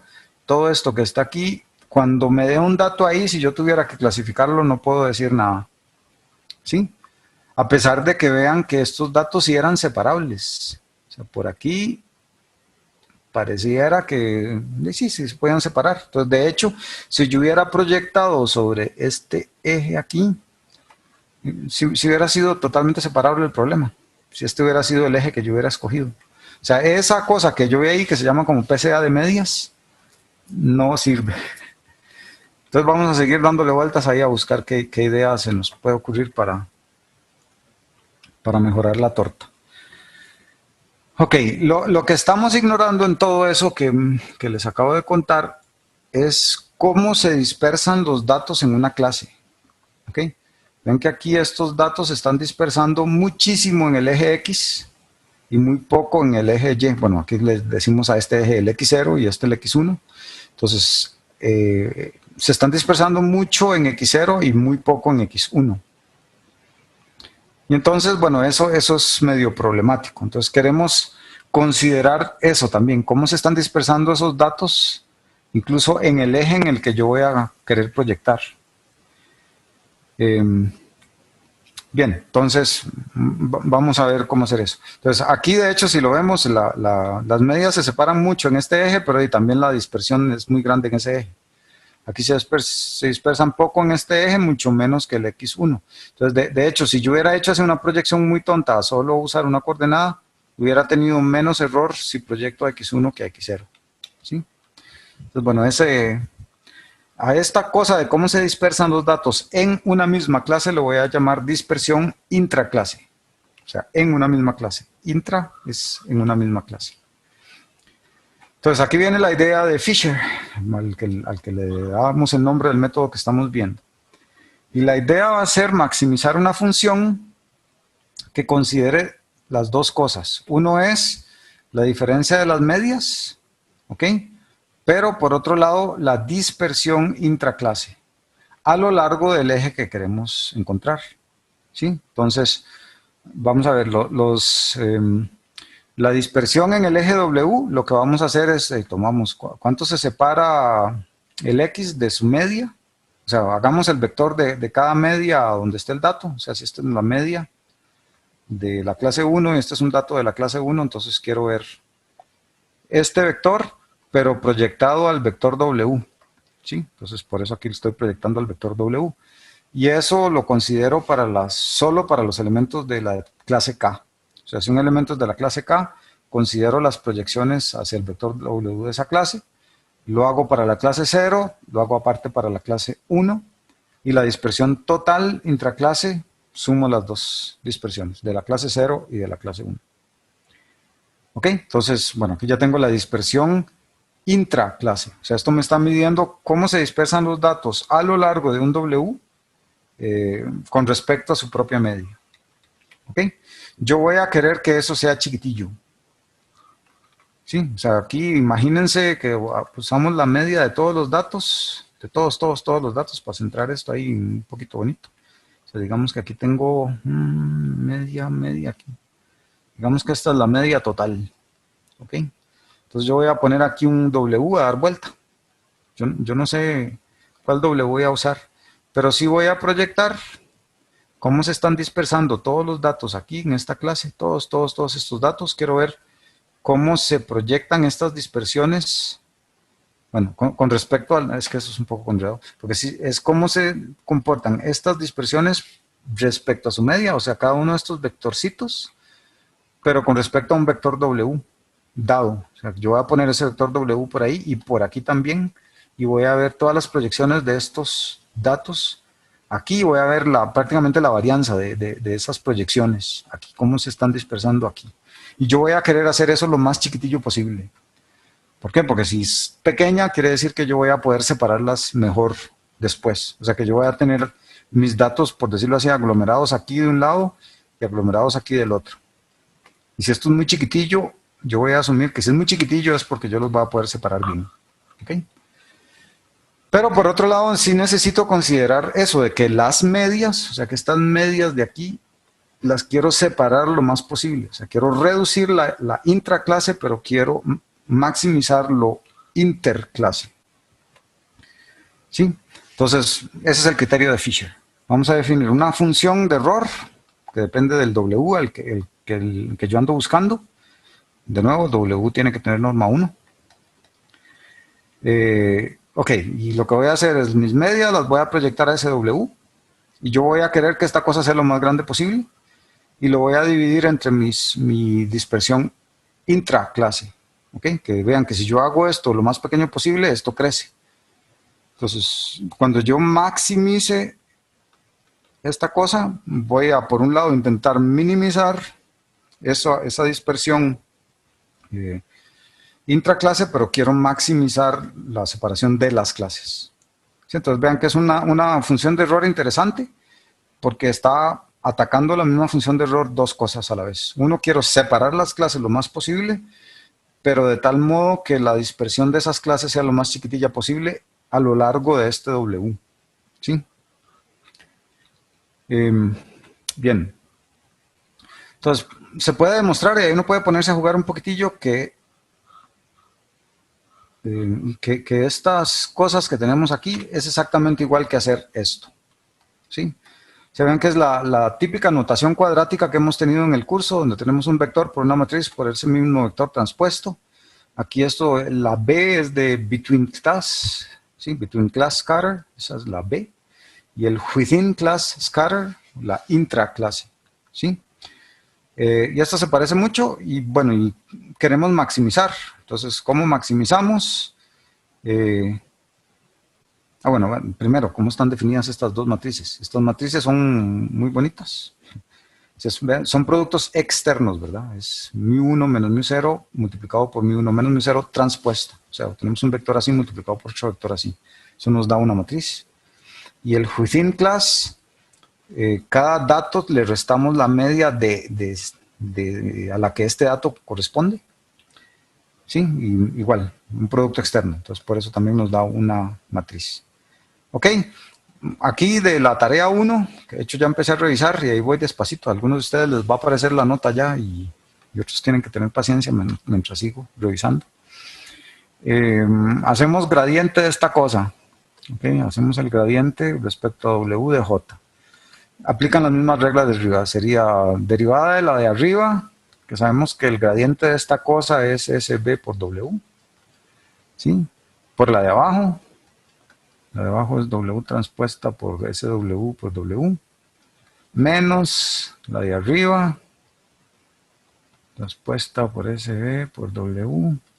Multiplicado por la derivada de la de abajo, que sería... Ya no me ocupo. Que sería aquí SW por W. Dividido entre la de abajo al cuadrado. Ok, y esa cosa tiene que ser igual a 0. Ok, entonces esta no importa, la paso a multiplicar arriba y se desapareció. Y me queda este término, tiene que ser igual a ese término, que es exactamente lo que tenemos aquí. ¿Sí?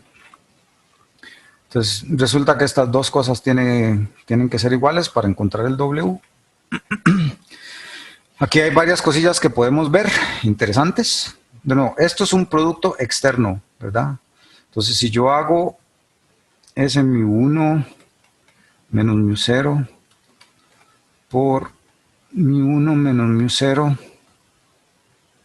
transpuesto por W, los productos de matrices y vectores son asociativos. Yo puedo ver estos dos primero. Este transpuesto no es de aquí, es de aquí. ¿Ok? Y aquí tengo un vector transpuesto por una cosa, esto es un escalar. ¿Sí? Por ser esto un escalar, entonces quiere decir que este producto de aquí, SB por W, tiene que ser proporcional a μ1 menos μ0. O sea, está en la dirección, SB por W está en la dirección de μ1 menos μ0. ¿Ok? Solo me está interesando quién es la dirección de W, porque sé que tiene norma 1. Entonces podemos hacer aquí un par de simplificaciones. Bueno, esa es la expresión de la que estamos partiendo. Sabemos que esta cosa que está aquí tiene que darme un escalar, algún valor escalar. Entonces nada más ponemos eso es un escalar. Igual esta cosa de aquí tiene que ser un escalar. Nos vamos a escalar. Acabamos de decir que SB por W es un escalar que vamos a llamar beta por μ1 menos μ0. ¿Ok? Entonces, bueno, puedo pasar este escalar a dividir y alfa B por, ¿cómo es esta cosa? Alfa W por beta, eso es otro escalar. Hay un capa, le podemos poner, no importa. Y me queda entonces que W en realidad es proporcional a S W a la menos 1 por μ1 menos μ0. O sea, la constante de proporcionalidad sería en efecto este capa. ¿Sí? Pero no me importa quién escapa, porque por si al final lo que me interesa es la dirección. Entonces necesito invertir esta matriz SW y multiplicarla por μ1 menos μ0 Y con eso ya tengo quién es el W, que me maximiza la separación entre clases y a su vez logra que la dispersión entre las clases sea la más pequeña posible. ¿Ok? Y eso es exactamente el dibujito que les puse aquí al inicio. ¿Ok? Este eje verde que está aquí es el que hace exactamente eso.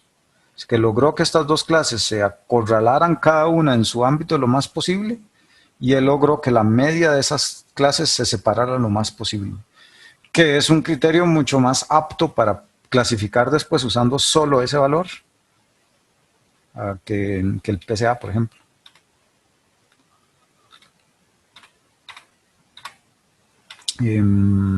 Si se entiende más o menos la idea de lo que estamos haciendo.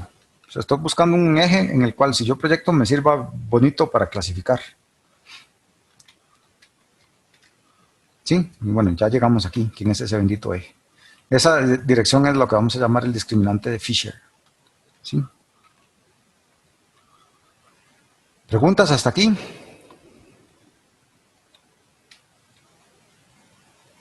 ¿Todo claro? Más o menos. ¿Quién sabe? Ok, nos queda el problema, eso no sirve para una dimensión, pero la mayoría de problemas que vamos a tener en nuestra vida, mentira que con una dimensión nos alcanza. O sea, con solo W no podemos hacer mayor cosa. Entonces hay un posible truco y es, ok, yo voy a tomar mis datos, voy a ver si lo logro explicar. En realidad para eso necesito varias dimensiones, pero ok, yo voy a tomar mis datos, como estos que están aquí. Los voy a proyectar a este discriminante de Fisher. Ok, y digamos que voy a entonces a proyectar estos datos al final. O sea, voy a enderezar los datos para que me quede todo el espacio orientado a este W. ¿Sí? Entonces ahí me quedaron esos y aquí me quedaron los rojos.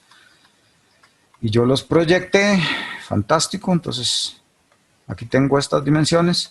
Pero voy a quitar a este eje de la existencia. Okay, yo ya tengo esos datos proyectados, pero ahora les voy a quitar este eje de la existencia. Y solo voy a dejar que estos datos azules tengan, obviamente, como ya este W los hice para clasificar muy bien, si yo ahora solo tengo ejes azules, solo me va a quedar estas cosillas por ahí.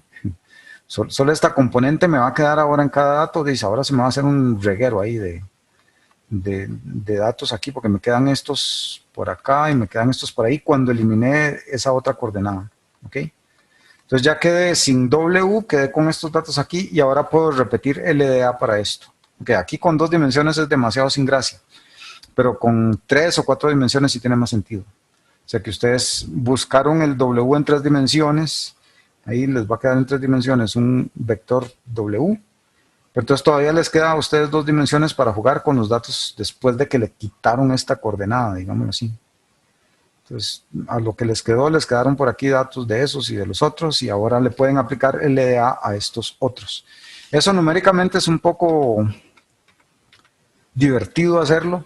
Usualmente se usan transformadas de householder, que son unos truquillos donde ustedes generan con W, no me acuerdo exactamente de cuál era la transformada de householder, pero era algo así como que la matriz H de householder era una matriz identidad menos W.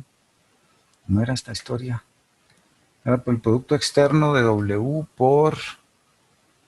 Espérense, siempre se me olvida producto externo. W por W transpuesto. Sí, era así. Como W ya tiene norma 1, creo que la transformada de householder era algo así. ¿Sí? Entonces, esta transformada de householder es una matriz de rotación indirectamente. Era muy divertido porque uno puede mostrar que H inversa es lo mismo que H y también H es igual a H transpuesta. Lo que quiere decir que la matriz H es su propia inversa. O sea, si uno multiplica H por H le da la matriz identidad. En todo caso, esta es súper especial esa matriz y aquí estamos usando este W. Y con estas matrices de householder lo que uno podía hacer era precisamente alinear todo el sistema SW para después eliminar al eje W y quedar con un subespacio y poder aplicar el método recursivamente. ¿Ok? Entonces, bueno, así es como uno usa esto para más dimensiones que solo una. ¿Ok?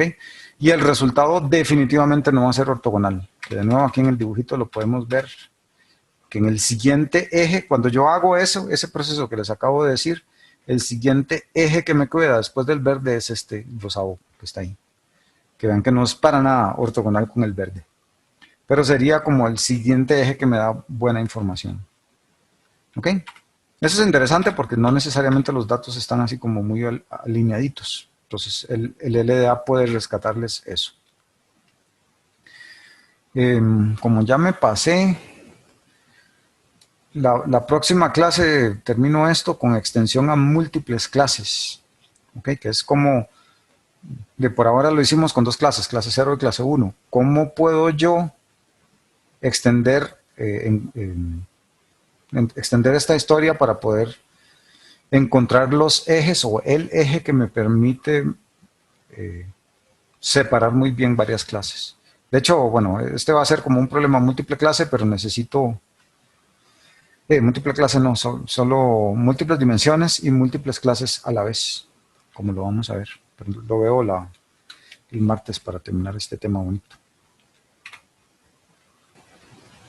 Estamos entonces.